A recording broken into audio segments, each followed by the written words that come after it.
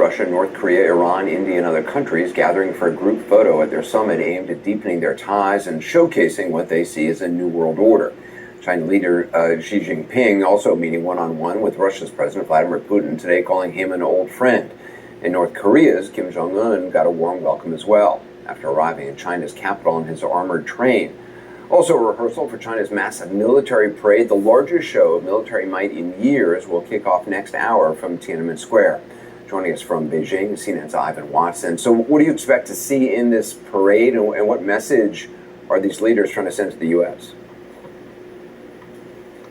Anderson, I think we've just seen what's going to be an enduring image from this gathering, and that is of the Chinese leader Xi Jinping walking up a red carpet, flanked by the North Korean leader Kim Jong-un, the Russian President Vladimir Putin, and a number of other heads of states like Lukashenko, the leader of Belarus, and leaders of Kazakhstan, for example, other heads of state, all walking just seconds ago, quite literally, and now, as I see on a screen overlooking Tiananmen Square here, and they are approaching the Tiananmen Gate, the Gate of Heavenly Peace, from where they will most likely be viewing the parade that is expected to begin at 9 o'clock. That's 9 o'clock in the U.S., 9 o'clock in the morning here in Beijing.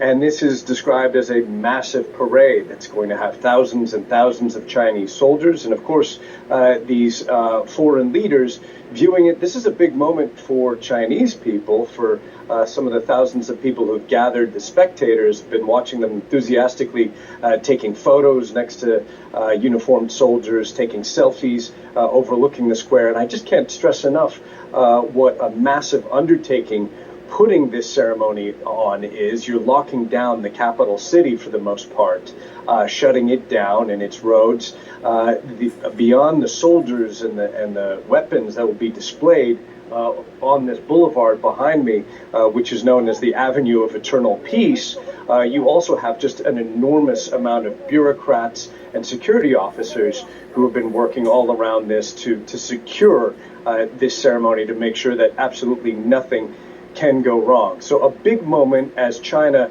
commemorates the 80th anniversary of the Japanese surrender in World War II. And important to note that China was a bloody battleground for 8 long years as the Japanese invaded in 1937. There are estimates of some 20 million Chinese who died throughout that long conflict.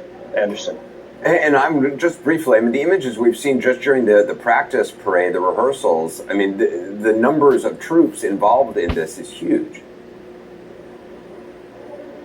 It is huge. This is a big, big show of military might, and it comes just days after the Chinese leader Xi Jinping made a show of diplomatic might by hosting a regional summit in a nearby city of Tianjin. At that, he and the Russian President Vladimir Putin, they were calling for a new world order. They were directly criticizing a world that has long been dominated by the U.S. and its Western allies. Yeah. Their buzzword is a multipolar world. They want a world where they have more say in international affairs. Yeah. Anderson. Ivan Watson from Beijing. Thank you, Ivan. Now some